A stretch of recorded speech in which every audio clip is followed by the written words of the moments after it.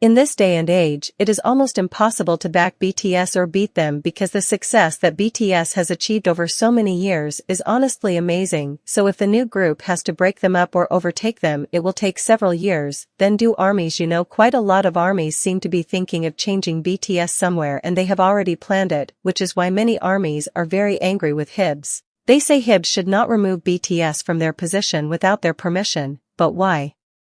Is it that they should subscribe to our channel before they know it all? So after BTS, Hibs have launched new groups as TXT, which was followed by another group, and so there were a number of other things that connected with the Huib, as in 17 several groups have joined. Several groups of women have also launched the Huib, but recently there has been a new group launch called TWX. And their Jo debut album is also set to be released, which makes the armies seem to be trying to change Hibs somewhere. Just when BTS members announced their move to their military, HIBB has released its new group, TWX. He also announced and released his new album, which makes the armies think that while BTS is in the military, the Hive is trying to launch new groups so that it can make more fans of its own. The armies say that the Hive is promoting them a little more. Guys, what are your thoughts on this in the comments?